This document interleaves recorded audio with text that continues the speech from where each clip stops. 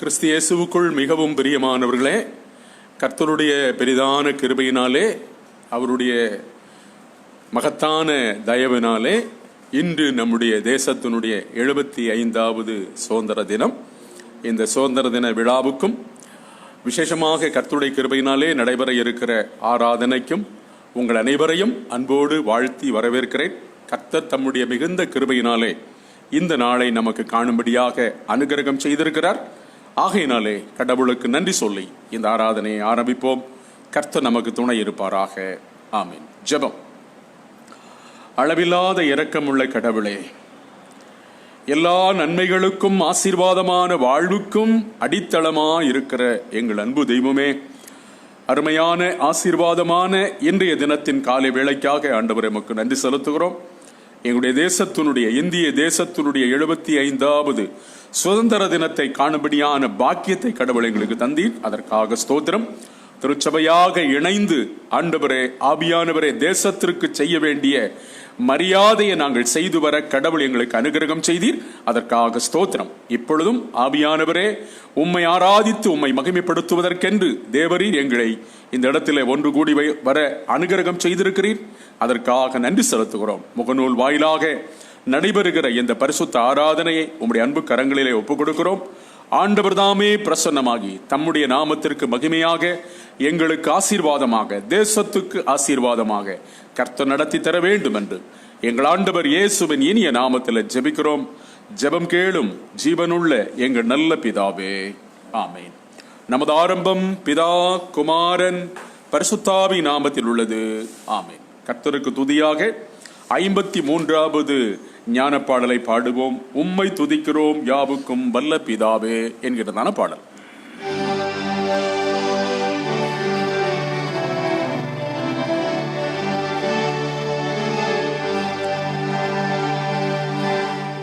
உம்மை துதிக்கிறோம் யாவுக்கும் வல்ல பிதாவே, உம்மை பணிகிறோம் சுவாமி ராஜாதி ராஜாவே. உமது மகிமைக்காக கர்த்தர் ஸ்தோத்திரம் சொல்லுகிறோமே. கிறிஸ்து இறங்கும் குமாரனை கடன் செலுத்தி லோகத்தின் பாவத்தை நீக்கிற தேவாட்டு கோட்டி எங்கள் மனோ கேளும் பிதாவினது வசன தோழம் இறங்கும். நித்திய பிதாவின் மகிமையில் இயேசுவே நீரே பரிசுத்தாவியோடு கமாய் ஆளுகிறீரே. ஏகமாய் நீர் அர்ச்சிக்கப்படுகிறீர். நத கர்த்தரே, ஆமென்.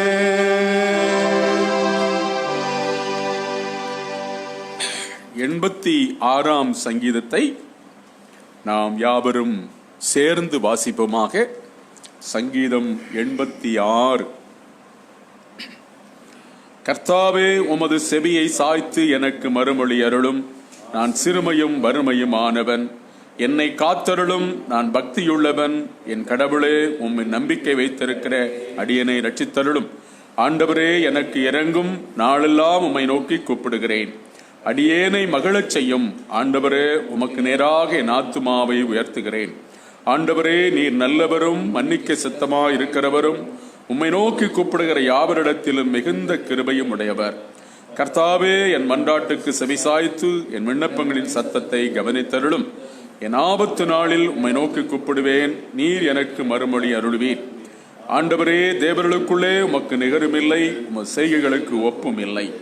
ஆண்டவரே, நீர் உண்டாக்கின சகல ஜாதிகளும் வந்து உமது சன்னதியில் பணிந்து உமது நாமத்தை மகிமைப்படுத்துவார்கள். தேவரீர் மகத்துவம் உள்ளவர், அதிசயமானவைகளை செய்கிறவர், நீர் ஒருவரே கடவுள். கர்த்தாவே, உமது வழியை எனக்கு போதியும், நான் உமது சத்தியத்திலே நடப்பேன். உமது நாமத்துக்கு பயந்திருக்கும்படி என் இருதயத்தை ஒருமுகப்படுத்தும். என் கடவுளாகி ஆண்டவரே, உம்மை என் முழு இருதயத்தோடும் துதிப்பேன். உமது நாமத்தை என்றென்றும் மகிமைப்படுத்துவேன். என் மீதுள்ள உமது கிருபை பெரியது, தாழ்ந்த பாதாளத்தினின்று என்னை விடுவித்தீர். கடவுளே, அகங்காரிகள் எனக்கு விரோதமாய் எழும்புகிறார்கள். கொடியர் கூட்டம் என் உயிரை வாங்க தேடுகிறது, அவர்கள் தேவரீரே கவனிக்கிறதில்லை. நீரோ ஆண்டவரே, உருக்கமும் இரக்கமும் நீடிய சாந்தமும் மிகுந்த கிருபையும் சத்தியமுள்ள கடவுள். என் முகமாய் திரும்பி எனக்கு இறங்கும். உமது வல்லமையை அடியேனுக்கு அருளி உமது அடியாளின் மகனை ரட்சியும். கர்த்தாவே, நீர் எனக்கு துணை நின்று என்னை தேற்றுகிறதை என் பகைஞர் கண்டு வெட்கப்படும்படி அனுகூலமான ஒரு அடையாளத்தை எனக்கு காண்பித்தருளும். பிதாவுக்கும் குமாரனுக்கும் பரிசுத்தாவிக்கும் மகிமை உண்டாவதாக, ஆதியிலும் இப்போதும் எப்போதுமான சதா காலங்களாய் இருக்கிறபடியே. ஆமேன். இன்றைய நாளுக்காக குறிக்கப்பட்டதான திருமறை பகுதிகளை முறையாக வாசிக்க கேட்போம். பழைய ஏற்பாட்டு பகுதியாக எரேமியா தீர்க்க தரிசன புஸ்தகம் 2ஆம் அதிகாரம் வசனங்கள் 14 முதல் 22 வரை குறிப்பிடப்பட்டிருக்கிறது. வாசி கேட்போமாக. எரேமியா 2ஆம் அதிகாரம் வசனங்கள் 14 முதல் 22 முடிய.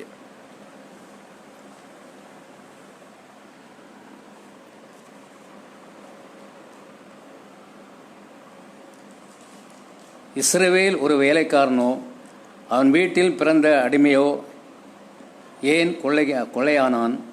பாலசிங்கங்கள் அவன் மேல் கர்ச்சித்து முழங்கி அவன் தேசத்தை பாழாக்கிவிட்டன. அவன் பட்டணங்கள் குடியிராமல் சுட்டரிக்கப்பட்டன. நோப், தகபானேஸ் என்னும் பட்டணங்களின் புத்திரரும் உன் உச்சந்தலையை நொறுக்குகிறார்கள். உன் தேவனாய கர்த்தர் உன்னை வழியிலே நடத்தி கொண்டு போகும் காலத்தில் நீ அவரை விட்டு போகிறதினால் அல்லவோ இதை உனக்கு நேரிட பண்ணினாய். இப்போதும் சீகோரின் தண்ணீரை குடிப்பதற்கு எகிப்துக்கு போகிறதினால் உனக்கு பிரயோஜனம் என்ன? ஐப்ராத்து நதியின் தண்ணீரை குடிப்பதற்கு அசிரியாவுக்கு போகிறதினால் உனக்கு பிரயோஜனம் என்ன? உன் தீமை உன்னை தண்டிக்கும், உன் மாறுபாடுகள் உன்னை கண்டிக்கும். நீ உன் தேவனாய கர்த்தரை விடுகிறதும் என்னை பற்றும் பயம் உன்னிடத்தில் இல்லாமல் இருக்கிறதும் எத்தனை பொல்லாப்பும் கசப்புமான காரியம் என்று உணர்ந்து கொள் என்று சேனைகளின் கர்த்தராகிய ஆண்டவர் சொல்கிறார். பூர்வகாலம் துவக்கி நான் உன் நுகத்தடியை முறித்து உன் கட்டுகளை அறுத்தேன். நான் அடிமைப்படுவதில்லை என்று நீயும் சொன்னாயே. ஆகிலும் உயரமான சகல மேட்டின் மேலும் பச்சையான சகல மரத்தின் கீழும் நீ வேசியாய் திரிகிறாய். நான் உன்னை முற்றிலும் நற்கனி தரும் உயர்குல திராட்சை செடியாக நாட்டினேன். நீ எனக்கு காட்டு திராட்சையின் குடியின் ஆகாத கொடிகளாய் மாறிப்போனது என்ன? நீ உன்னை ஓர் மண்ணினாலே கழுவி அதிக சவுக்காரத்தை கையாடினாலும் உன் அக்கிரமத்தின் கரையில் எனக்கு முன்பாக இருக்கும் என்று கர்த்தராகிய ஆண்டவர் சொல்லுகிறார் என்பது. பழைய ஏற்பாட்டு பகுதி வாசிக்க கேட்டோம். புதிய ஏற்பாட்டில் நிருப வாக்கியம் வாசிக்க கேட்போமாக. பவுலடியார் கலாத்தியருக்கு எழுதிய நிருபம் 4ஆம் அதிகாரம் வசனங்கள் 1 முதல் 7 வரையிலான திருவசனங்களிலே குறிப்பிடப்பட்டிருக்கிறது. கலாத்தியர் 4ஆம் அதிகாரம் வசனங்கள் 1 முதல் 7 வரை.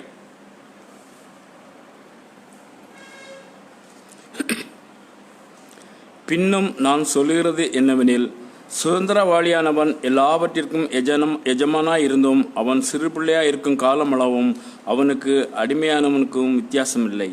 தகப்பன் குறித்த காலம் வரைக்கும் அவன் காரியக்காரருக்கும் வீட்டு விசாரணைக்காரருக்கும் கீழ்ப்பட்டிருக்கிறான். அப்படியே நாமும் சிறு பிள்ளைகளாக இருந்த காலத்தில் இவ்வுலகத்தின் வழிபாடுகளுக்கு அடிமைப்பட்டவர்களாக இருந்தோம். நாம் புத்திர சுவிகாரத்தை அடையும்படி நியாயப்பிரமாணத்திற்கு கீழ்ப்பட்டவர்களை மீட்டுக் கொள்ளத்தக்கதாக காலம் நிறைவேறின போது ஸ்ரீநிலத்தில் பிறந்தவரும் நியாயப்பிரமாணத்திற்கு கீழானவருமாகிய நம்முடைய குமாரனை தேவன் அனுப்பினார். மேலும் நீங்கள் புத்திரராய் இருக்கிறபடியால் அப்பா பிதாவே என்று கூப்பிடத்தக்கதாக தேவன் தமது குமாரனுடைய ஆவியை உங்கள் இருதயங்களில் அனுப்பினார். ஆகையால் இனி நீ அடிமையாய் இராமல் புத்திரனாய் இருக்கிறாய். நீ புத்திரனே ஆனால் கிறிஸ்துவின் மூலமாய் தேவனுடைய சுதந்திரமாய் இருக்கிறாய் என்பதே. நிருப வாக்கியம் வாசிக்க கேட்டோம். நற்செய்தி வாக்கியம் வாசிக்க கேட்போமாக. அது பரிசுத்த யோவான் என்பவர் எழுதின சுவிசேஷம் 8ஆம் அதிகாரம் வசனங்கள் 31 முதல் 36 வரையிலான வசனங்களிலே குறிப்பிடப்பட்டிருக்கிறது. யோவான் 8ஆம் அதிகாரம் வசனங்கள் 31 முதல் 36 வரை. இயேசு தம்மை விசுவாசித்த யூதர்களை நோக்கி, நீங்கள் என் உபதேசத்தில் நிலைத்திருந்தால் மெய்யாகவே என் சீஷராய் இருப்பீர்கள், சத்தியத்தையும் அறிவீர்கள், சத்தியம் உங்களை விடுதலையாக்கும் என்றார். அவர்கள் அவருக்கு பிரதியுத்தரமாக, நாங்கள் ஆபிரகாமின் சந்ததியாராய் இருக்கிறோம், நாங்கள் ஒரு காலம் ஒருவனுக்கும் அடிமைகளாய் இருக்கவில்லை, விடுதலையாவீர்கள் என்று நீர் எப்படி சொல்லுகிறீர் என்றார்கள். இயேசு அவர்களுக்கு பிரதியுத்தரமாக, பாவம் செய்கிறவன் எவனும் பாவத்துக்கு அடிமையாய் இருக்கிறான் என்று மெய்யாகவே மெய்யாகவே உங்களுக்கு சொல்லுகிறேன். அடிமையானவன் என்றைக்கும் வீட்டிலே நிலைத்துறான், குமாரன் என்றைக்கும் நிலைத்திருக்கிறார். ஆகையால் குமாரன் உங்களை விடுதலையாக்கினால் மெய்யாகவே விடுதலையாவீர்கள் என்றார் என்பது குறிக்கப்பட்டதான நற்செய்தி வாக்கியமும் வாசித்தாயிற்று. திருமறை பகுதிகளை வாசிக்க கேட்ட நாம் திரியேக கடவுளில் வைத்திருக்கும் விசுவாசத்தை அப்போஸ்தலர் விசுவாச பிரமாணத்தின் வாயிலாக நாம் சேர்ந்து அறிக்கை பண்ணுவோமாக. பரலோகத்தையும் பூலோகத்தையும் படைத்த சர்வத்திற்கும் அல்ல பிதாவாகிய கடவுளை விசுவாசிக்கிறேன். அவருடைய ஒரே பேரான குமாரனும் நம்முடைய ஆண்டவருமாகிய இயேசு கிறிஸ்துவை விசுவாசிக்கிறேன்.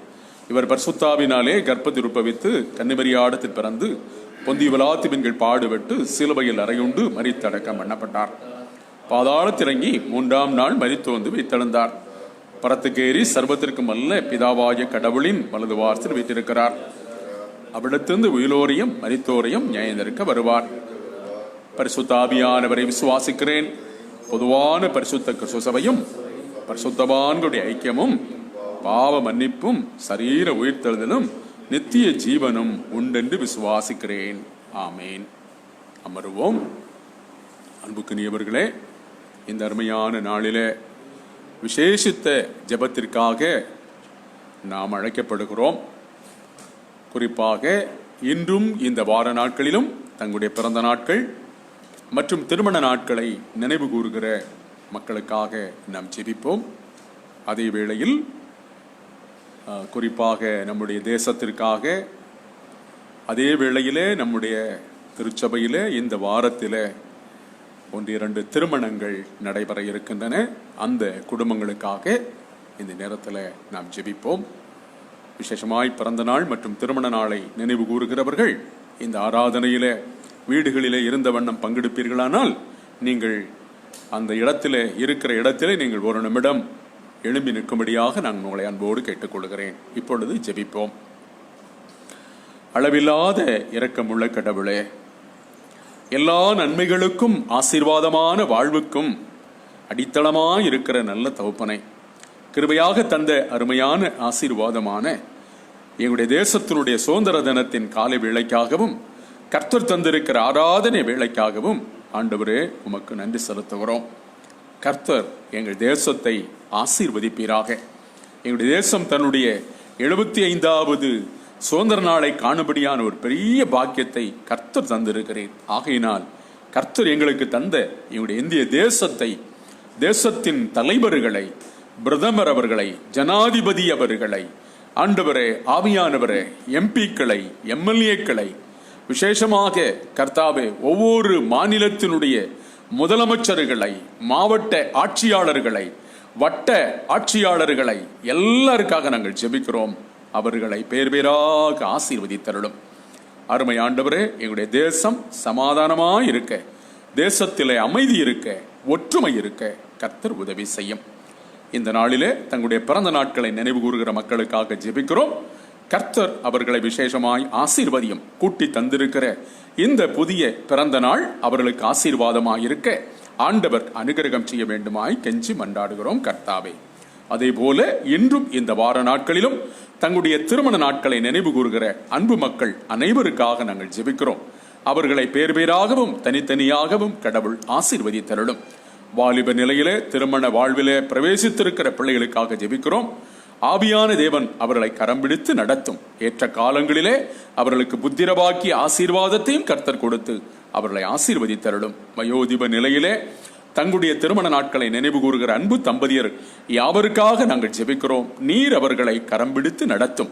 தேவையான நன்மைகளையும் கிருபை வரங்களையும் கர்த்தர் கொடுத்து மக்களையும் மக்களின் மக்களையெல்லாம் கண்டு சந்தோஷமாய் வாழ ஆண்டவர் அனுகிரகம் செய்ய வேண்டுமாய் கெஞ்சி மன்றாடுகிறோம் கர்த்தாவே. எங்களுடைய அருமையான திருச்சபையிலே, அருமையான குடும்பங்களிலே, விசேஷமாக 2 குடும்பத்திலே பரலோக தகப்பனே, பரிசுத்த ஆவியானவரே, திருமண காரியங்கள் நடைபெற இருக்கின்றன. கர்த்தர் தம்முடைய மிகுந்த கிருபையினாலே, இரக்கத்தினாலே திருமண காரியங்களை கடவுள் ஆசீர்வதித்து தாரும். தடையில்லாமல் குறையில்லாமல் அவர்களுக்கு நடக்கவும், திருமண வாழ்விலே பிரவேசிக்கக்கூடிய தம்பதியருக்கு ஆசீர்வாதமான வாழ்க்கை அமையவும் கர்த்தர் உதவி செய்ய வேண்டும் என்று கெஞ்சி மன்றாடுகிறோம். எல்லா வகையான நன்மைகளையும் கிருபைகளையும் தந்து எங்களையும் திருச்சபையும் விசேஷமாய் இந்த நாட்களிலே தங்களுடைய சிறப்பு நாட்களை நினைக்கிற மக்களையும் அதிகமாய் நீர் ஆசீர்வதித்து வழிநடத்த வேண்டும் என்று எங்கள் ஆண்டவரும் மீட்பரும் இரட்சகருமான இயேசு கிறிஸ்துவின் நல்ல நாமத்திலே மிகுந்த தாழ்மையோடு நாங்கள் ஜெபிக்கிறோம். எங்கள் ஜெபம் கேளும் ஜீவனுள்ள நல்ல பிதாவே, ஆமென். இப்பொழுது கர்த்தருடைய வார்த்தையை கேட்பதற்கு முன்பாக பிரசங்கத்திற்கு ஆயத்தமாக அருமையான ஒரு ஞான பாடலை பாடுவோம். 298வது ஞான பாடல், கிறிஸ்தின் ரத்தம் நீதியும் என் அலங்கார சால்வையும் என்ற பாடலை பாடுவோம்.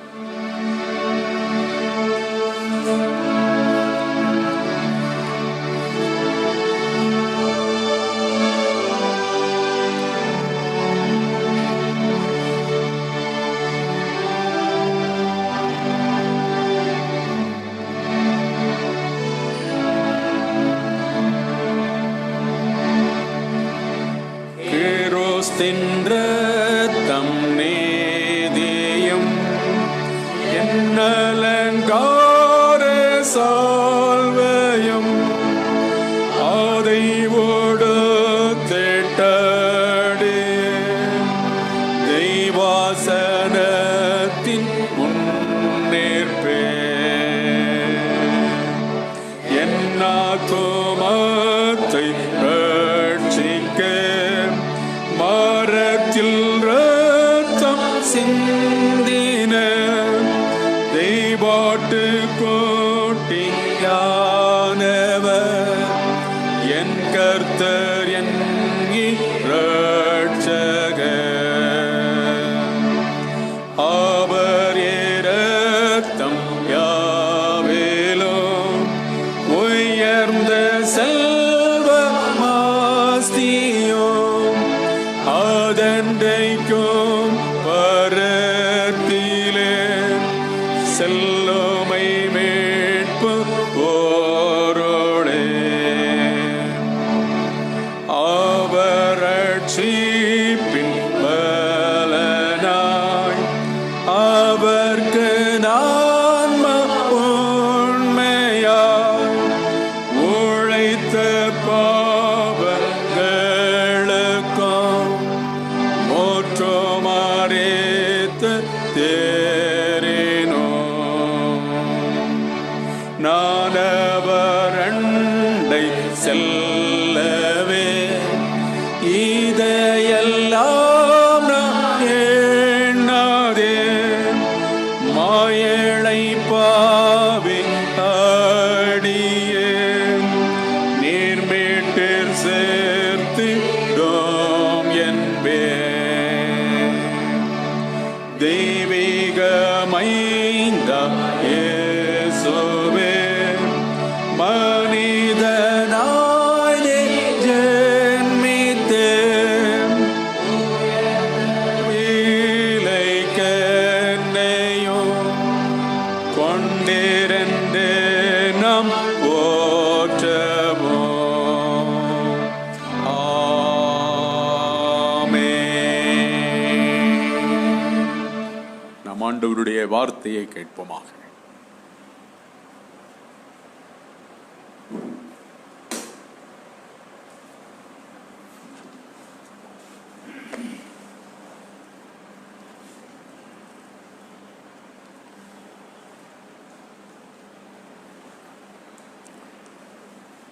நமது பிதாவாகிய கடவுளிடமிருந்தும் கர்த்தராகிய இயேசு கிறிஸ்துவிடமிருந்தும் இந்த சுதந்திர தின விழாவின் காலையில் உங்கள் ஒவ்வொருவருக்கும் கிருபையும் சமாதானமும் பெருக கடவுளே.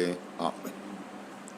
கிறிஸ்துவில் மிகவும் பிரியமானவர்களே, உலகம் முழுவதிலும் இருக்கிற அனைத்து மக்களுக்கும், திருச்சபை உடன் விசுவாசிகளுக்கும், கல்வாரி லுத்தரன் திருச்சபையின் 75வது சுதந்திர தின வாழ்த்துக்களை முதலாவது நாங்கள் உரித்தாக்குகிறோம். நீங்கள் எந்த இடத்தில் இருந்தாலும் கர்த்தர் உங்களோடு கூட இருந்து தேசத்தின் பெருமையை காக்கவும் சிறப்பை வெளிப்படுத்தவும் உங்களை பயன்படுத்துவாராக. ஆமென். இந்த சுதந்திர தினத்தில் இறைவார்த்தையை சிந்திக்கும்படியாக தெரிந்து கொண்ட கடவுளுடைய வசனம் எரேமியா 2ஆம் அதிகாரம் 14ஆம் வசனமும், ரோமர் நிருபம் 6ஆம் அதிகாரம் 13வது வசனமும். நான் வாசிக்கிறேன். எரேமியா 2ஆம் அதிகாரம் 14ஆம் வசனம். இஸ்ரவேல் ஒரு வேலைக்காரனோ, அவன் வீட்டில் பிறந்த அடிமையோ ஏன் கொள்ளையானான்? ரோமர் 6ஆம் அதிகாரம் 13ஆம் வசனம்.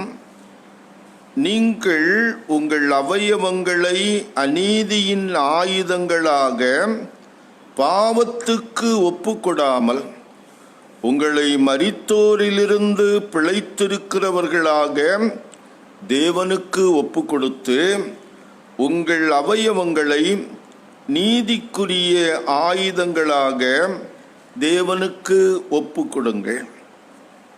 ஜெபிப்போம். கிருபை நிறைந்த எங்கள் நல்ல தகப்பனே, இந்த நாளுக்காக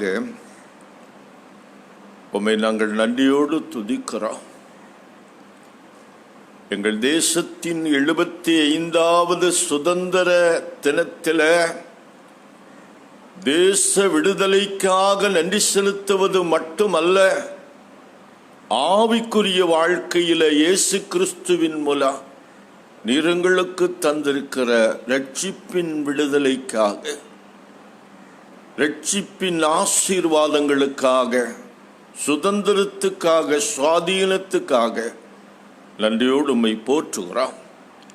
இந்த நாளில உமது திருவசனத்தை கொண்டு நீர் எங்களுக்கு வெளிப்படுத்தி தருகிற ஆவிக்குரிய சத்தியங்கள் இந்த ரட்சிப்பின் வாழ்க்கையை காத்து கொள்வதற்கும், கிறிஸ்துவிலே முழு சுதந்திரம் பெற்ற மக்களை வாழ்வதற்கும் எங்களை வழிநடத்தட்டும். ஆவியானவரே, முழுவதும் உம்முடைய வல்லமையிலே ஆட்கொண்டு நடத்துவீராக. கர்த்தருடைய நாமத்தை நாங்கள் சரியாக விளங்கிக் கொள்ள, உம்முடைய சித்தத்தை விளங்கிக் கொள்ள கிருபை செய்யும். இயேசுவின் நாமத்தில் பிதாவே, ஆமென். கிறிஸ்துவில் பிரியமானவர்களே, வேதம் அழகாக சொல்லுகிறது, இஸ்ரவேல் ஒரு அடிமையோ, வீட்டில் பிறந்த வேலைக்காரனோ ஏன் கொள்ளையானா? பெல்ஜியம் தேசத்தில் ஒரு பெரிய பாலம் இருக்கிறது. அந்த பாலத்தின் ஒரு பக்கத்தில் 2 பேருடைய சிலை இருக்கிறது.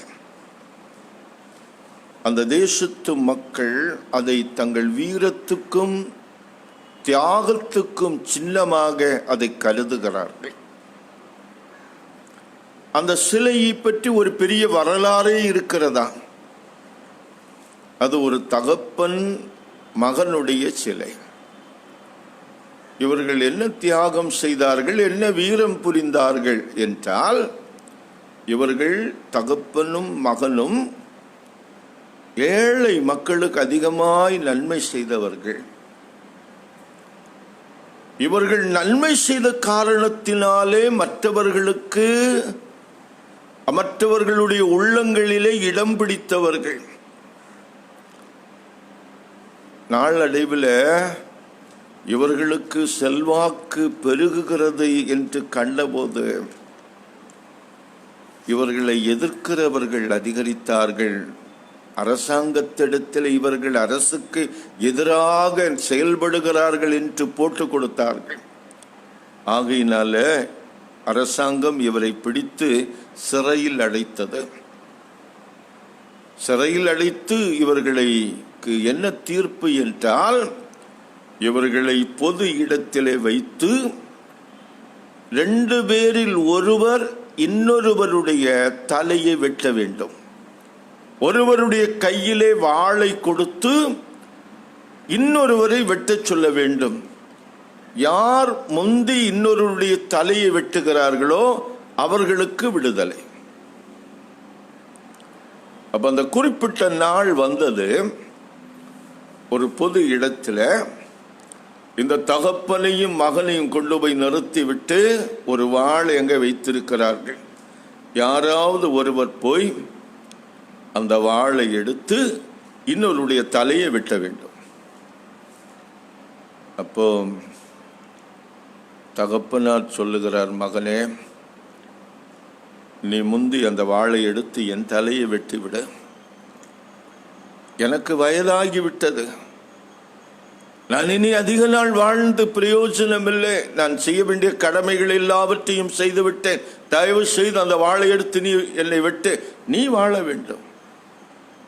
மகன் சொல்லுகிறான், அப்பா, எவ்வளவு தியாகத்தோடு என்னை வளர்த்தீர்கள். இந்த மக்கள் எவ்வளவு அன்போடு அனுதாபத்தோடு நம்மை பார்ப்பதற்கு காரணம் நீங்கள் எனக்கு ஊட்டின அந்த தியாகம், பாசம், நேர்மை. இதுதான் காரணம். ஆகையினால் உங்களுக்காக நான் மரிப்பதிலே மகிழ்ச்சி அடைகிறேன், பெருமை கொள்ளுகிறேன். நான் மரித்தால் சந்தோஷமாய் மரிப்பேன். ஆகையினால் தயவு செய்து அந்த வாளை நீங்கள் எடுத்து வெட்டுங்கள். ஒரு 1/4 மணி நேரம் 2 பேரும் யார் முந்தி வாளை எடுப்பது என்பதில் அவர்கள் தடுமாறுகிறார்கள். பார்த்து கொண்டிருந்த பொதுமக்கள் தங்கள் உணர்ச்சிகளை கட்டுப்படுத்த முடியாமல் கலவரத்தில் இறங்கினார்கள். ஏன் இவர்கள் வெட்டப்பட வேண்டும்? என்ன தவறு செய்தார்கள்? என்ன குற்றம் செய்தார்கள்? யாருக்கு எந்த தீமை செய்தார்கள்? கொலை செய்தார்களா? கற்பழித்தார்களா? அடுத்தவர்களுடைய வீட்டை சூறையாடினார்களா? நன்மைதானே செய்தார்கள்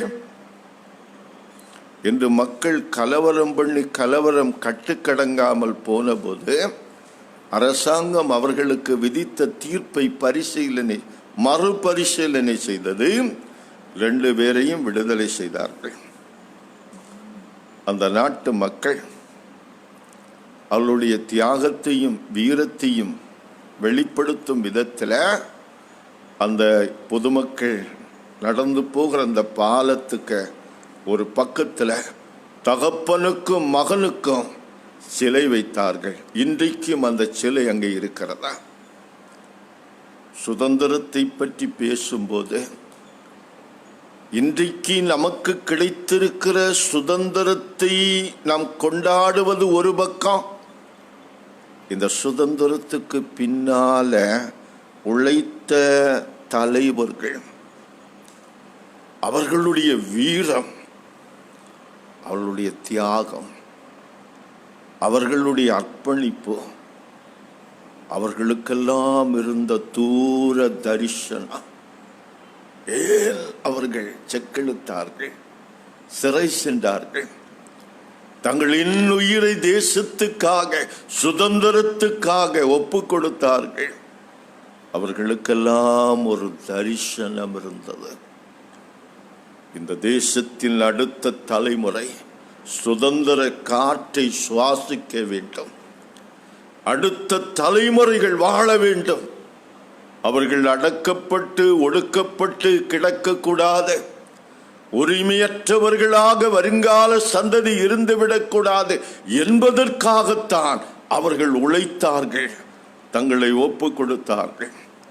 அடக்கு முறைகளுக்கு எதிராக அவர்கள் ஆர்ப்பாட்டம் செய்தார்கள். தியாகத்தோடு தங்களுடைய மார்பை காண்பித்தார்கள். இது இன்றைக்கு நினைத்து பார்க்க வேண்டும். என் அன்புக்குரியவர்களே, இன்றைக்கு காலையில இந்த தேசத்தின் 75வது சுதந்திர தினத்தை கொண்டாடிக் கொண்டிருக்கிற இந்த வேளையில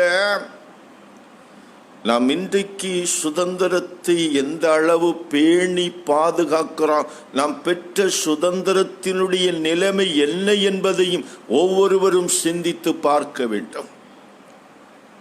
கடந்த கால வரலாறுகளை மறக்கின்றவர்களுக்கு எதிர்காலம் இல்லை என்று சொல்வார்கள். சுதந்திரத்தை நாம் பாதுகாத்திருக்கின்றோம். உண்மையாகவே இன்றைக்கு நம்முடைய முன்னோர்கள், தியாக செம்மல்கள், சுதந்திர போராட்ட வீரர்கள் எதைக்காக பாடுபட்டார்களோ அந்த சுதந்திரத்தை இன்றைக்கு நம்மால் அனுபவிக்க முடிகிறதா? இல்லை, அடிமைத்தனத்தில் இருக்கிறோமா? அதுக்கு காரணம் என்ன? ஒருவர் சொல்வார், he who will not use his freedom to preserve his freedom, while he still has his freedom, will lose his freedom. ஒருவன் சுதந்திரமாய் இருக்கும்போது அந்த சுதந்திரத்தை பயன்படுத்தி தன்னுடைய சுதந்திரத்தை காத்து கொள்ள முயற்சிக்கணும். அப்படி அவன் செய்யாம அஜாக்கிரதையாய் இருந்து விட்டால் மறுபடியும் அவனுக்கு அடிமைத்தனம்தான் வாய்க்கும். இன்னொருவர் சொல்லுகிறாரு, true liberty is not the power to live as we please, but to live as we ought. உண்மையான சுதந்திரம் என்பது நாம் விரும்பின வாழ்க்கை வாழ்வதற்கு கிடைக்கிற லைசன்ஸ் அல்ல. நாம் எப்படி வாழ வேண்டும் அப்படி வாழ்வதற்கு கிடைக்கின்ற வாய்ப்பு, உரிமை. மறந்துவிடக்கூடாது.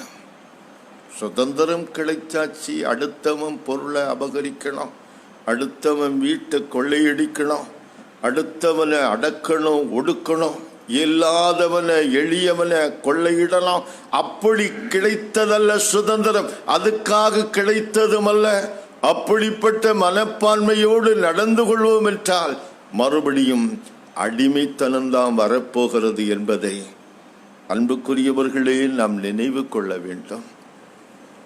அருமையான தேவ மனிதன் ரிச்சர்ட் ஜான் நியூஹன்ஸ் அழகான ஒரு கருத்தை சொல்வாரு. Freedom standing by itself inevitably degenerates into license. License, which is unbridled freedom, quickly becomes the enemy of freedom. இந்த சுதந்திரம் இருக்கு பாருங்க, அதை சரியா பயன்படுத்தாம இருந்தா இந்த தவறுகளை செய்வதற்கு அது ஒரு லைசன்ஸாக மாறிவிடும். எதையும் செய்யலாம், எதையும் பேசலாம், யாரையும் துன்பப்படுத்தலாம் என்று நினைத்து எல்லாவற்றுக்கும் அது லைசன்ஸாக மாறிப்போனால் அது கடிவாளம் போடாத குதிரைக்கு கதையாகிவிடும். அது எந்த திசையில போகும் என்று யாருக்கும் தெரியாது. கடைசியில அதுதான் சுதந்திரத்துக்கு பகைவனாய் மாறும். இன்னைக்கு நம்ம தேசத்தினுடைய சுதந்திரத்தின் நிலை என்ன? உண்மையாகவே சுதந்திரத்தை சரியாக நாம் பேணி பாதுகாக்கின்றோமா? உண்மையான சுதந்திரத்தை மற்றவர்களுக்கு கொண்டு சேர்ப்பதில நாம தீவிரமாக இருக்கிறோமா? இல்ல சுதந்திரத்தை ஒரு லைசன்ஸ் மாதிரி வைத்து தவறுகளுக்கெல்லாம் காரணம் காட்டுகின்றோமா? சிந்திக்க வேண்டும். அடாலஸ் ஹக்ஸ்லி என்று சொல்லக்கூடியவர் சொல்லுகிறாரு, a man's worst difficulties begin when he is able to do as he likes. ஒருவன் தாம் விரும்பினது எல்லாவற்றையும் செய்ய வேண்டும் என்று நினைக்க தொடங்கிவிட்டார்.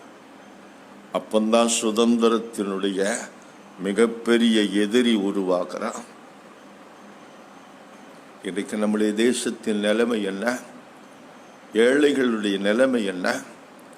மதம், இனம், மொழி பாகுபாட்டினால இந்திய தேசத்தில் தினம்தோறும் நடக்கிற வன்முறைகள், கொடும் செயல்கள், அடக்குமுறைகள், பெண்களுக்கு எதிராக, குழந்தைகளுக்கு எதிராக நாள்தோறும் கட்டவிழ்த்து விடப்பட்டிருக்கிற தீமைகள், இவைகளுக்கு பின்னால மறைந்திருக்கிறது ஏதோ ஒருவருக்கு கிடைத்திருக்கிற சுதந்திரத்தை அவர் சரியாக பயன்படுத்தவில்லை என்பதுதான் குறிக்கிறது. என் அன்புக்குரியவர்களே, ரோமர் நிருபத்தில் 6ஆம் அதிகாரம் 18-19 வசனங்களில் ஆண்டவர் இப்படி சொல்கிறாரு. ரோமர் 6ஆம் அதிகாரம் 18-19 வசனங்கள். பாவத்தினின்று நீங்கள் விடுதலையாக்கப்பட்டு நீதிக்கு அடிமைகளானீர்கள். உங்கள் மாம்ச பலவீனத்து நிமித்தம் மனுஷர் பேசுகிற பிரகாரமாய் பேசுகிறேன். அக்கிரமத்தை நடப்பிக்கும்படி முன்னே நீங்கள் உங்கள் அவயவங்களை அசுத்தத்துக்கும் அக்கிரமத்துக்கும் அடிமைகளாக ஒப்பு கொடுத்தது போல இப்பொழுது பரிசுத்தமானதை நடப்பிக்கும்படி உங்கள் அவயவங்களை நீதிக்கு அடிமைகளாக ஒப்பு கொடுங்கள்.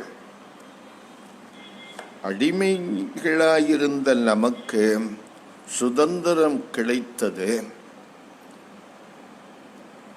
சமூக ரீதியாக, அரசியல் ரீதியாக நாம் பெற்ற சுதந்திரம் மட்டுமல்ல, இயேசு கிறிஸ்துவின் இரத்தத்தினால நமக்கு கிடைத்த விடுதலைக்காகவும் இந்த நேரத்தில் நாம் ஆண்டவரை ஸ்தோத்திரிக்கணும். ஒரு காலத்தில் இந்த தேசத்தில் உள்ள எல்லா மக்களும் சுதந்திரமாக வாழக்கூடிய வாய்ப்பு இல்லாமல் இருந்தது.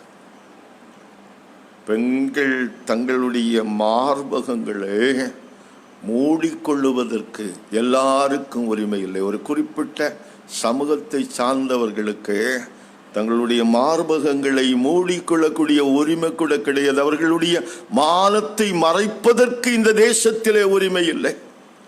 அதற்கு அவர்கள் வரி கட்ட வேண்டும்.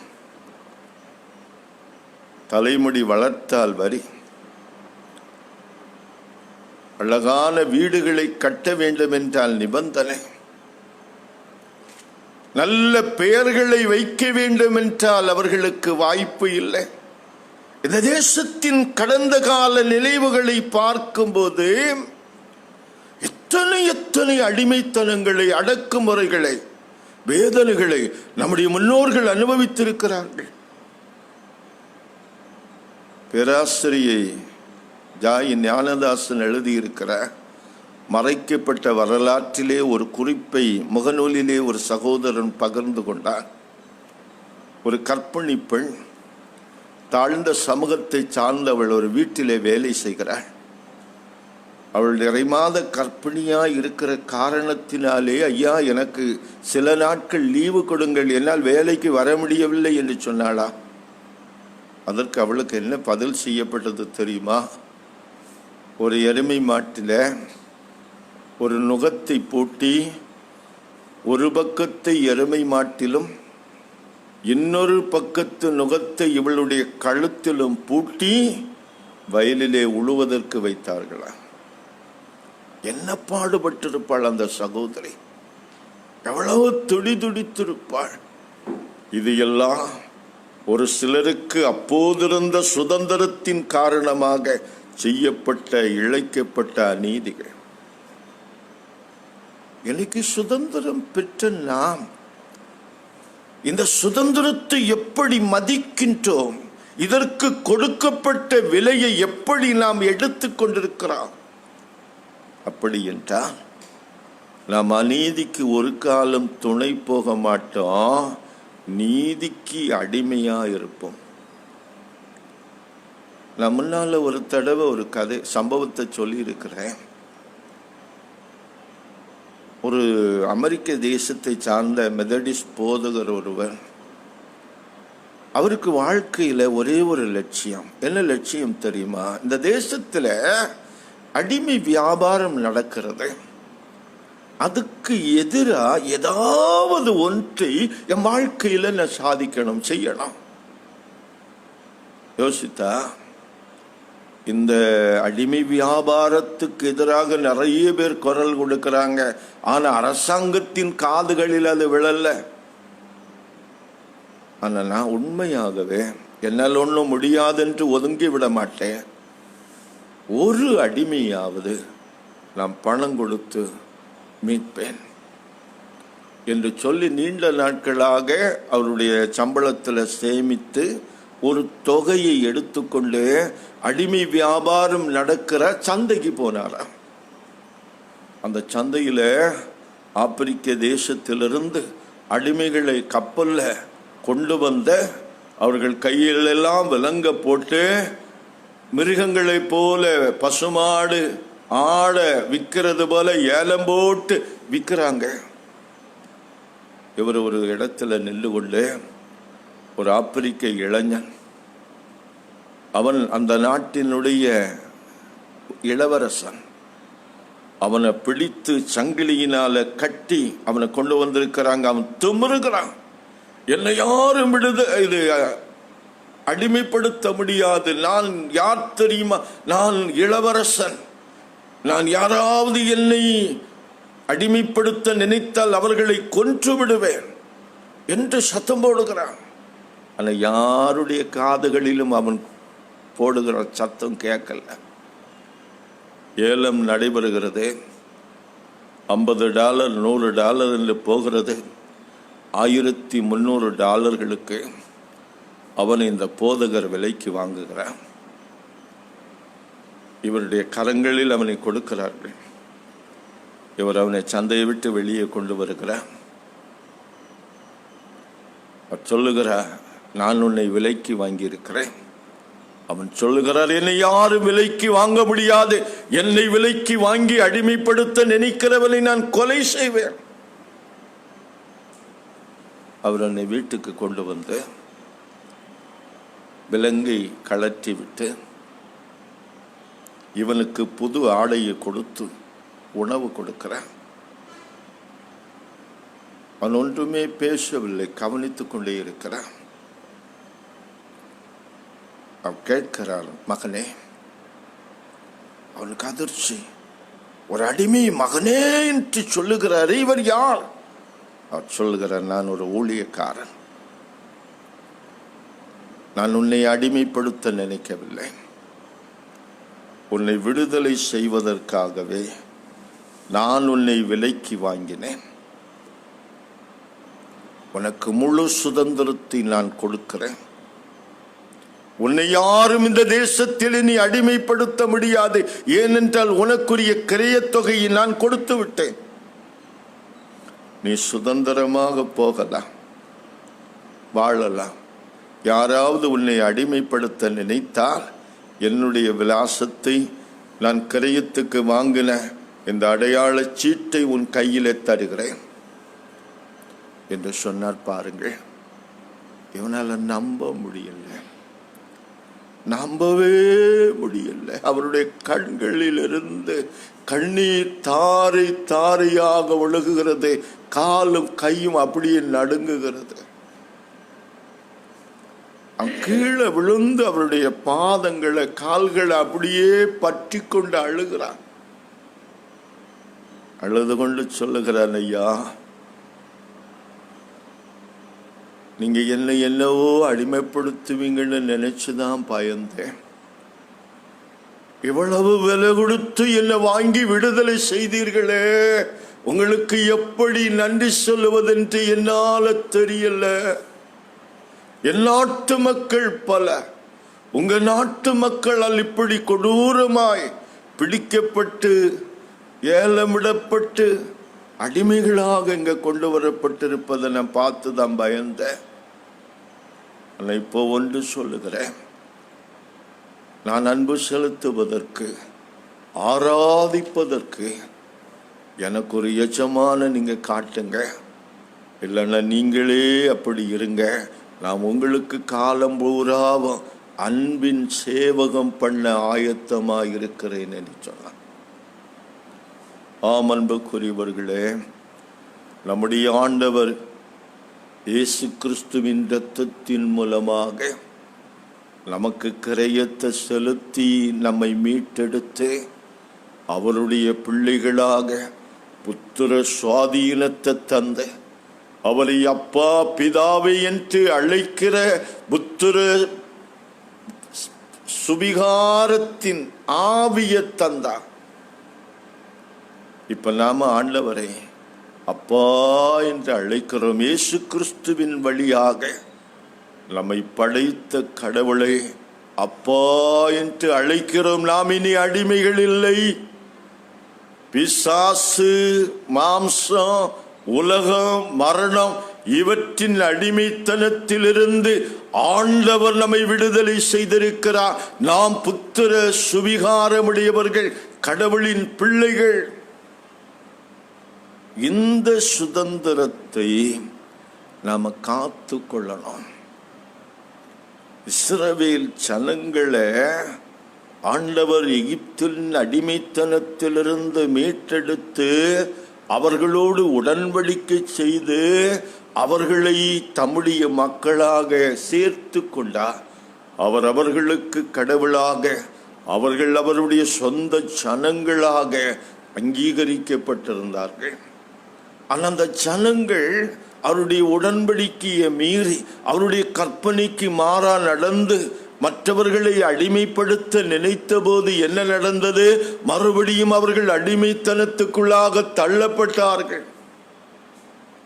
அவர்களை அசீரியர்களிடத்திலும் பாபிலோனியன் அடிமைத்தனத்திலும் ஆண்டவர் ஒப்பு கொடுத்தான்.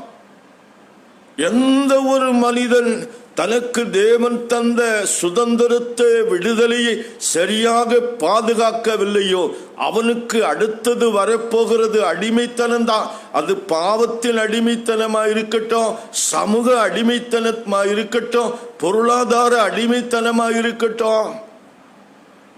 நாம் பெற்றிருக்கிற சுதந்திரத்தை ஆவியானவருடைய பலத்தோடு காத்து கொள்ளணும். அதுதான் இன்றைக்கு காலையில என் அன்புக்குரியவர்களே ஆண்டவர் உங்களுக்கும் எனக்கும் சொல்லித் தருகிற ஆலோசனை. கடவுள் அதிக விலை கொடுத்து நம்மை குறையத்துக்கு மீட்டெடுத்தார். ரோமர் 6:11 சொல்லுது, நீங்கள் பாவத்துக்கு மரித்தவர்களாயிருந்தீர்கள். ரோமர் 6:12 சரீரத்தின் இச்சையின்படி பாவத்துக்கு கீழ்ப்பட்டவர்களும் சாபத்துக்குட்பட்டவர்களுமாயிருந்தீர்கள். ரோமர் 6:13 நீங்க முன்னால உங்கள் சரீரத்தின் அவயவங்களை அநீதத்தின் அவயவங்களாய் வைத்திருந்தீர்கள்.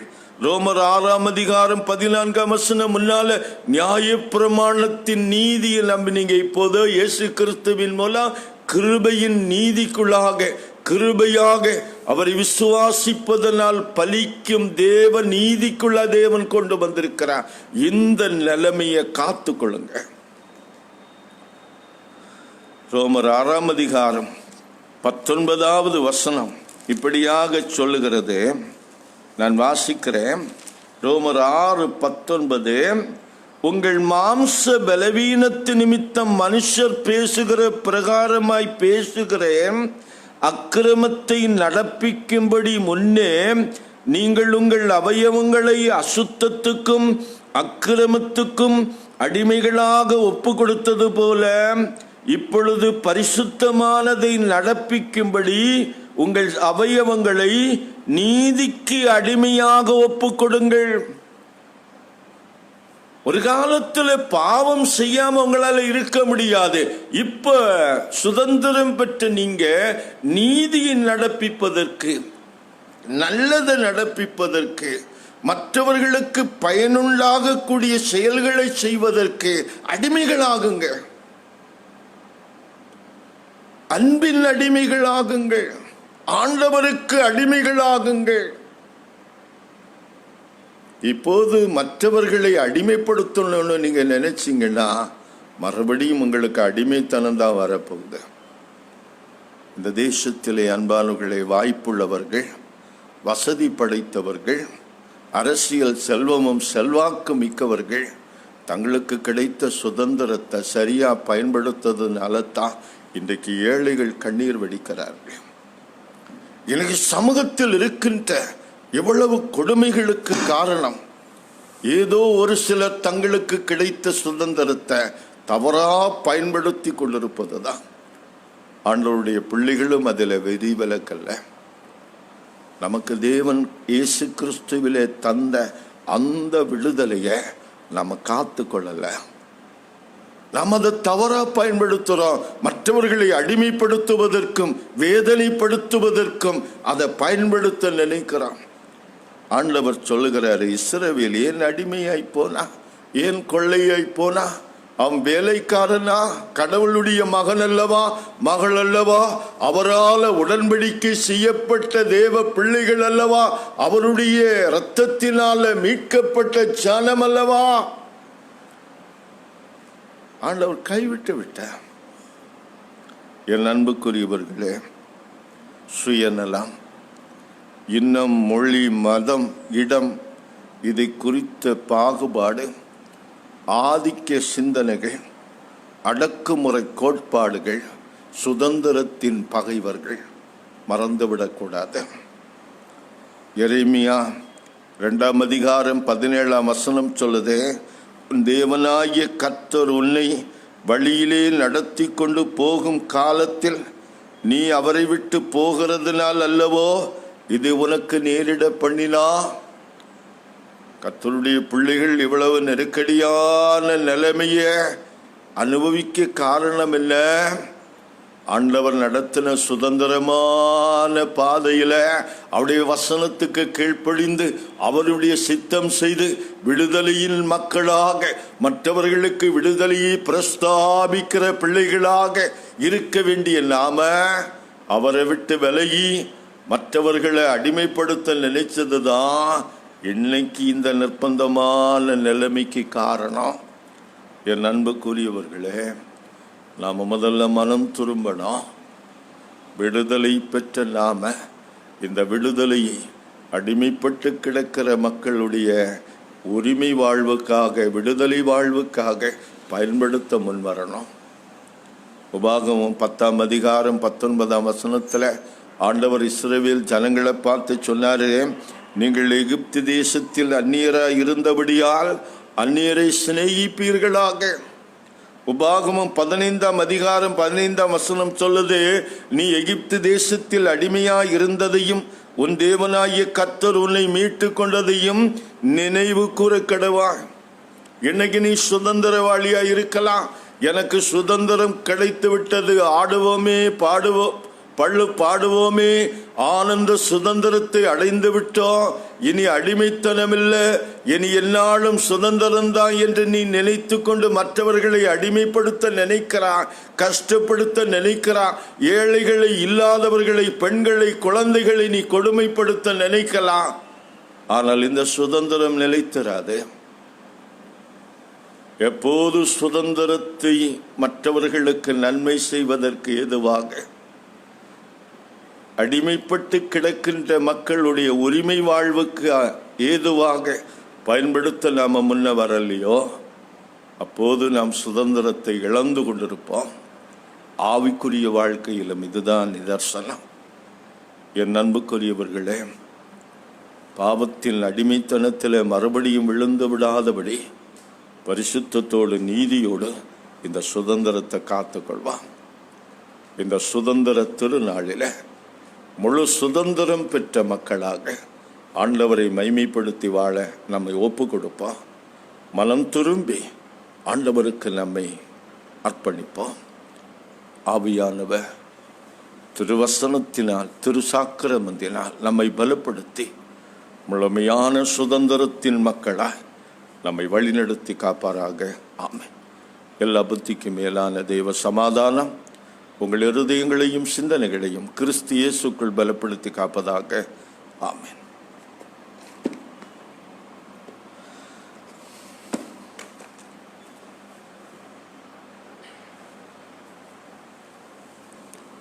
அன்புக்குரியவர்களே, நல்ல வார்த்தைகளை நாம் கேட்டோம். கேட்ட நல்ல வார்த்தைகளுக்காக கடவுளுக்கு நன்றி சொல்லுவோம். ஆண்டவர் மூலமாய் பெற்று அனுபவிக்கிற சுதந்திர வாழ்வில் நிலைத்திருக்க ஆவியின் பலன் கேட்டு ஜெபம் செய்வோமாக. உன்னதமானவரின் மறைவில் இருக்கிறவன் சர்வ வல்லவரின் நிழலில் தங்குவான். நான் கர்த்தரை நோக்கி, நீர் என் அடைக்கலம், என் கோட்டை, நான் நம்பி இருக்கிற என் தேவன் என்று சொல்லுவேன். ஆம் அன்பின் ஆண்டவரே, எங்களுக்கு அடைக்கலமும் பலனுமாயிருந்து எங்களை ஆசீர்வாதமாய் நடத்தி வருகிறவரே, உன்னதமான தேவனாய கர்த்தாவே, உலகம் தர முடியாத சமாதானத்தை தருவேன் என்று எங்களுக்கு வாக்கு பண்ணியிருக்கிறவரே, அருமையான ஆசீர்வாதமான எங்களுடைய இந்திய தேசத்தின் 75வது சுதந்திர தின நன்னாளுக்காக ஆண்டவரே உமக்கு நாங்கள் மீண்டும் நன்றி சொல்லுகிறோம். இந்த நாளை, இந்த பரிசுத்தமான ஓய்வு நாளிலே எங்களுடைய தேசத்தின் சுதந்திர தின நாளாக நாங்கள் காணும்படி கர்த்தர் எங்களுக்கு உதவி செய்தீர். அதற்காக ஸ்தோத்திரம். காலையிலே தேவரீருடைய நாமத்துக்கு மகிமையாகவும் இந்த அருமையான திருச்சபைக்கு தந்த அருமையான பொறுப்பு நிமித்தமாகவும் இந்த தேசத்திற்கு செய்ய வேண்டிய கடமைகளை கொடியேற்றி செய்ய கடவுள் செய்த பெரிய கிருபைக்காக ஆண்டவரே உமக்கு நன்றி செலுத்துகிறோம். நாங்கள் வந்து இந்த ஆராதனையில் பங்கெடுக்க ஆண்டவர் வாய்ப்பு தந்தமைக்காக ஸ்தோத்திரம். பாடல்களை பாடவும், திருவசனங்களை வாசிக்கவும், சுதந்திரத்தின் வார்த்தைகளை நாங்கள் கேட்கவும் கடவுள் எங்களுக்கு பாராட்டின எல்லா கிருபைகளுக்காக ஆண்டவரே நாங்கள் உமக்கு நன்றி செலுத்துகிறோம். பரமபிதாவே, பரிசுத்த ஆவியானவரே, இஸ்ரவேலில் அடிமையாய் போனானோ, ஆம் ஆம் அருமை ஆண்டவரே, மீட்பதற்காகவே உம் நேசகுமாரனாகி இயேசு கிறிஸ்துவை எங்களுக்காக தந்தீர் கர்த்தாவே. ஆகையினால் நீங்கள் இனி அந்நியர்களும் பரதேசிகளுமாயிராமல் தேவனுடைய வீட்டாரும் கடவுளின் ஜன சமூகமா இருக்கிறீர்கள் என்று சொல்லி பவுலடியாரை கொண்டு எங்களுக்கு சொல்லியிருக்கிற பிரகாரம் கர்த்தாவே, நீர் எங்களை தூக்கி எடுத்து உம்முடைய நாமத்துக்கு மகிமையான பாத்திரங்களாக எங்களை வாழ வைத்திருக்கிறீர். அதற்காக நாங்கள் ஸ்தோத்திரம் செலுத்துகிறோம் கர்த்தாவே. ஆமாண்டவரே, எங்களை அடிமைப்படுத்துகிற என்ன நிகழ்வாக இருந்தாலும் அவை எல்லாவற்றையும் எங்களை விட்டு மாற்றி நாங்கள் சுதந்திரமாக பொறுப்புள்ள மக்களாக நாங்கள் வாழ்ந்து உமக்கு மகிமை சேர்க்க கர்த்தர் உதவி செய்ய வேண்டும் என்று கெஞ்சி மன்றாடுகிறோம் கர்த்தாவே. இந்த அருமையான திருச்சபைக்கு தந்திருக்கிற அருமையான ஆசீர்வாதமான பொறுப்பு மிகுந்த ஆண்டவரே சுதந்திர பணிகளுக்காக நன்றி செலுத்துகிறோம். தொடர்ந்து திருச்சபை ஆசீர்வதியும். இதற்கு கடவுள் தந்திருக்கிற அருமையான பொறுப்பாளர்களை, நிர்வாகிகளை, டீக்கன்மார்களை, ஆலயத்துக்கு பணிவிடை செய்கிற பணியாளர்களை, இந்த ஆலயத்துக்கு பல்வேறு நிலைகளிலே தங்களை அங்க வைத்துக் கொண்டு பணிவிடை செய்கிறதான கிளை ஊழியங்கள், நிர்வாக குழுக்கள் எல்லாவற்றுக்காக நன்றி செலுத்துகிறோம். தொடர்ந்து அவர்களை ஆசீர்வதித்தருளும். இந்த திருச்சபையோடு ஆண்டவரே, ஆவியானவரே, எல்லா வகையான அன்பும் அக்கறையும் காண்பிக்கின்றதான வயதான பெற்றோர்களுக்காக ஆண்டவரே, ஆவியானவரே, விதவை தாய்மார்களுக்காக, கணவர்களுக்காக நாங்கள் ஜெபிக்கிறோம். கடவுள் அவர்களை பாதுகாத்தருளும். இந்த நாட்களிலே வருகிற எல்லா பலகீனத்துக்கும் கடவுள் அவர்களை விலக்கி பாதுகாக்க வேண்டும் என்று நாங்கள் ஜெபிக்கிறோம். இந்த அருமையான ஆலயத்துக்கு கிருபையாய் தந்திருக்கிற கணவர்கள், மனைவியர்கள், வாலிப தம்பி தங்கையர்கள், அருமையான சிறுவர் சிறுமியர்கள், ஆண்டவரே, பச்சுளம் குழந்தைகள், எல்லா தரப்பினருக்காக நாங்கள் ஜெபிக்கிறோம். அவள் அனைவரையும் கர்த்தர் பேர் பேராக ஆசீர்வதிக்க வேண்டும் என்று ஜெபிக்கிறோம். இந்த ஆலயத்தை, ஊழியத்தை ஜெபங்களாலும் காணிக்கைகளாலும் ஆண்டவரை தாங்கிக் கொண்டிருக்கிற எல்லா மக்களுக்காக ஜெபிக்கிறோம். உள்ளூரிலும் வெளியூரிலும் வெளிமாநிலங்களிலும் வெளிநாடுகளிலும் விசேஷமாக உலகின் பல்வேறு நாடுகளிலும் இருந்து கொண்டு இந்த ஊழியத்தை தாங்குகிற ஜெபிக்கிற எல்லா மக்களுக்காக ஜெபிக்கிறோம். அவர்களை பேர் பேராக தனித்தனியாக ஆசீர்வதித்தருளும். அவர்களை குடும்பம் குடும்பமாய் ஆசீர்வதியும். தேவைகளை சந்தியும் கர்த்தாவே. தடைகளெல்லாம் மாறட்டும். தேவநாமம் அதிகமாய் மகிமைப்படட்டும் கர்த்தாவே. இந்த நாட்களிலே கொரோனா என்னும் கொள்ளை நோயின் தாக்கத்தின் காரணமாக ஆண்டவரே, ஆவியானவரே, தேவரீர், நாடு முழுவதும் இப்படிப்பட்ட ஆண்டவரே ஊரடங்கு நிகழ்வுகள் நடப்பதினால் ஆலயங்கள் திறக்க முடியவில்லை. ஆண்டவரை சுதந்திரமாக ஆராதிக்க முடியவில்லை. இப்பேற்பட்ட கஷ்டங்கள் எல்லாம் ஏற்பட்டிருக்கிறது என்பதை கர்த்தர் அறிவீர். சுதந்திரமான நிலைமையை கர்த்தர் கட்டளையிட்டு தாரும். இந்த கொள்ளை நோயின் தாக்கத்திலிருந்து கர்த்தர் பரிபூரணமான விடுதலை தர வேண்டும் என்று கெஞ்சுகிறோம். நோய் தாக்கத்துக்கு ஆளான நிலையில் இருக்கிற எல்லா தரப்பு மக்களுக்காக வேண்டிக் கொள்கிறோம். கடவுள் அவர்களுக்கு நல்ல சுகத்தை கொடுப்பீராக. ஆண்டவரே, கொள்ளை நோயாகிய கொரோனா நோய் மாத்திரமல்ல, பல்வேறு வகையான உடல் உபாதைகளினால், கொடிய வியாதிகளினால், ரோகங்களினால், தீராத பிணிகளினால் சிக்கி தவிக்கிற எல்லா மக்களுக்காக ஜெபிக்கிறோம். கடவுள் அவர்களுக்கு நல்ல சுகத்தை தாரும். வீடுகளிலும் மருத்துவமனைகளிலும் இருந்து சிகிச்சை பெறுகிற மக்களுக்காக வேண்டுகிறோம். கர்த்தர் அவர்களுக்கும் நல்ல சுகத்தை தாரும். விசேஷமாக கர்த்தாவே, குழந்தைகளை விசேஷமாய் ஆசீர்வதியும். ஞானத்திலும் அறிவிலும் தெய்வ பயத்திலும் வளர்ந்து பெறுகிட கர்த்தர் உதவி செய்யும். அருமையான வாலிப பிள்ளைகள் பொறுப்புணர்ச்சியோடு வாழ்வதற்கு, தேவரீர் குடும்பங்களுக்கு சபைக்கு மகிமையான பாத்திரங்களாக வாழ்வதற்கு கடவுள் அவர்களுக்கு அனுகிரகம் செய்யும். அவர்களுடைய படிப்புகளுக்கு ஏற்றாற் போல நல்ல வேலை வாய்ப்புகள் கிடைக்கட்டும். ஏற்ற காலங்களிலே குடும்ப வாழ்வு அமையட்டும். திருமணங்கள் நடக்கட்டும். தடைகள் மாறட்டும் தகப்பனே.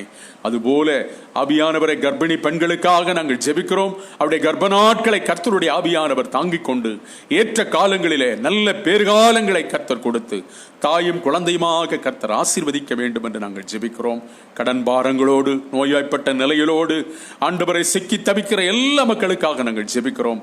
கடவுள் அவர்களுக்கும் நல்ல சுகத்தையும் கர்த்தர் பரிபூரணமான விடுதலையும், கடன் பாரத்திலிருந்து விடுதலையும் கர்த்தர் கொடுத்து அவளை வழிநடத்த வேண்டும் என்று கெஞ்சி மன்றாடுகிறோம். கர்த்தாவே, இந்த அருமையான நாளிலும் ஆசீர்வாதமான நாளிலே மீண்டும் எங்களுடைய தேசத்துக்காக, தேசத்தினுடைய தலைவர்களுக்காக, ஆண்டவரே எங்களுடைய இந்திய தேசத்தினுடைய பிரதமர், ஜனாதிபதி மற்றும் ஆண்டவரே அத்தனை தலைவர்களுக்காக, ஒவ்வொரு மாநில முதலமைச்சர்களுக்காக, மாவட்ட ஆட்சியாளர்களுக்காக, ஆண்டவரை இன்னும் ஒவ்வொரு வகை வகையான பஞ்சாயத்து ரீதியான, வார்டு ரீதியான நிலையில் இருந்து பொறுப்புகளை வைக்கின்ற எல்லா மக்களுக்காக ஜெபிக்கிறோம்.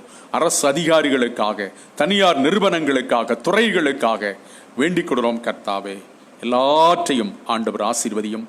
திருச்சபைகளுக்காக, குடும்பங்களுக்காக, ஊழியங்களுக்காக, ஊழியக்காரர்களுக்காக ஜெபிக்கிறோம்.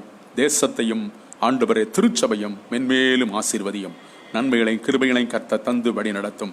குறிப்பாக இந்த நாட்களிலே ஆண்டவரே, இந்த ஆராதனைக்கு தேவரீர் ஆயத்தப்பட்ட நிலையிலே தங்களை அர்ப்பணித்துக் கொண்டு ஆசீர்வாதமான விடுதலைக்காக, யதார்த்தமான சுதந்திரத்தை நோக்கி எதை நோக்கி காத்திருக்கிற எல்லா மக்களுக்காக ஜெபிக்கிறோம்.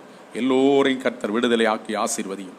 நன்மையினாலும் கிருபையினாலும் நிரப்பி வியாதிக்கும் துன்பத்துக்கும் துயரத்துக்கும் விலக்கி காக்க வேண்டும் என்று எங்கள் ஆண்டவர் இயேசுவின் இனிய நாமத்தில் ஜெபிக்கிறோம்.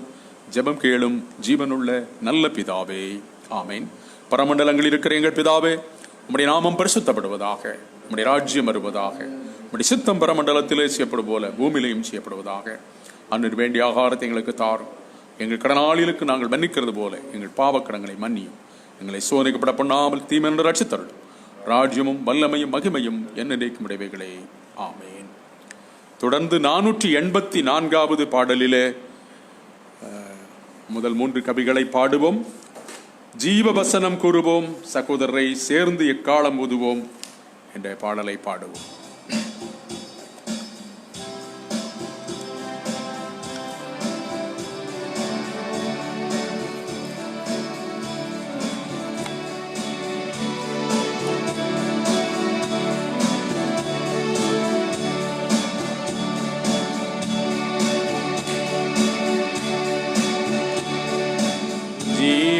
வசனம் கூறுவோம், சகோதரரை சேர்ந்து எக்காலம் ஊதுவோம். ஜீவ வசனம் கூறுவோம், சகோதரரை சேர்ந்து எக்காலம் ஊதுவோம். பாவிகள் மேலோருகி பாடுபட்டு மரித்த, பாவிகள் மேலோரு பாடுபட்டு மரித்த ஜீவாதிபதியேசு சிந்தை மகிழ்ந்திட ஜீவவசனம் கூறுவோம், சகோதரரை சேர்ந்து எக்காலம் ஊதுவோம். பாதக பேயின் வலையில் ஐயோதிரள் பெற்பட்டு மடியும் வேளையில்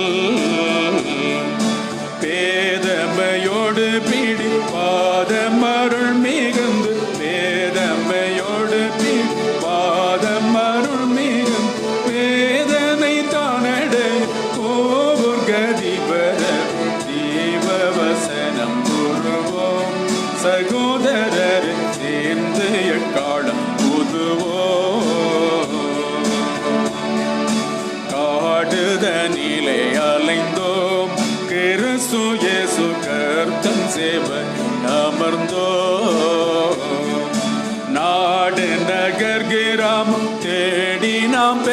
கண்டடைந்த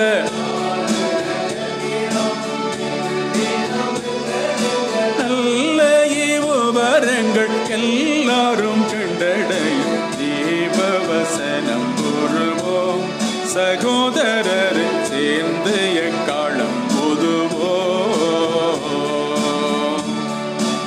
உலகம் எங்கும் நம்மையே கிறிஸ்துநாதர் போகச் சொல்லி வித்தித்தாரே.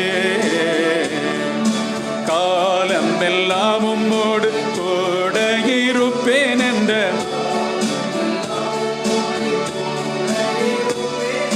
கர்த்தன் வாக்கினை நினைந்து ஏத்தேசமும் திரிந்து ஜீவவசனம் கூறுவோம். சகோதரர் சேர்ந்து எக்காலம் புதுவோம்.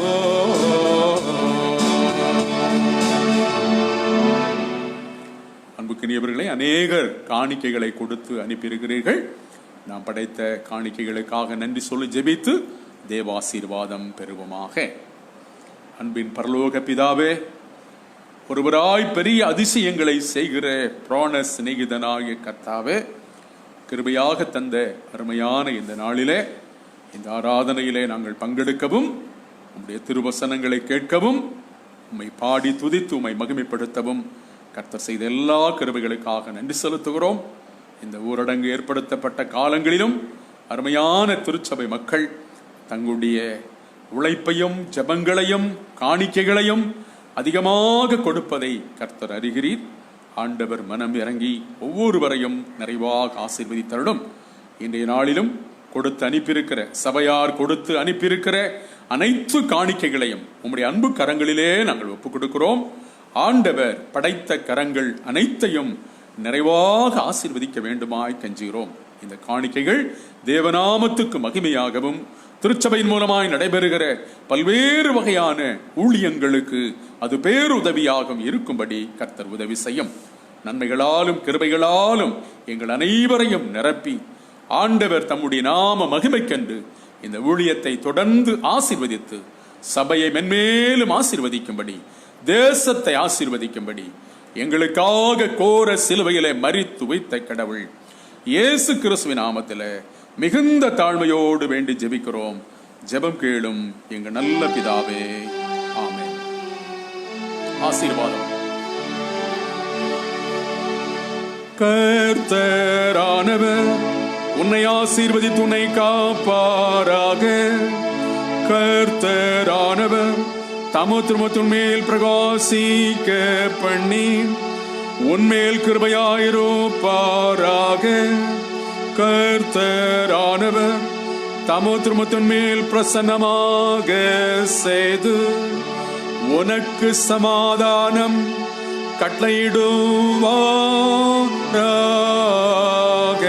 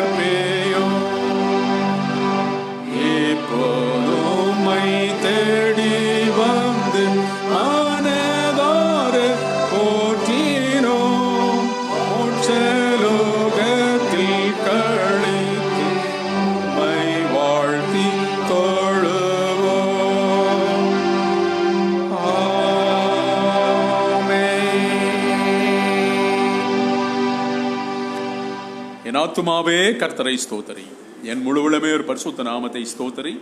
என் ஆத்துமாவே கர்த்தரை ஸ்தோத்தரி, அவர் செய்த சகல உபகாரங்களை மறவாதே. ஆமென்.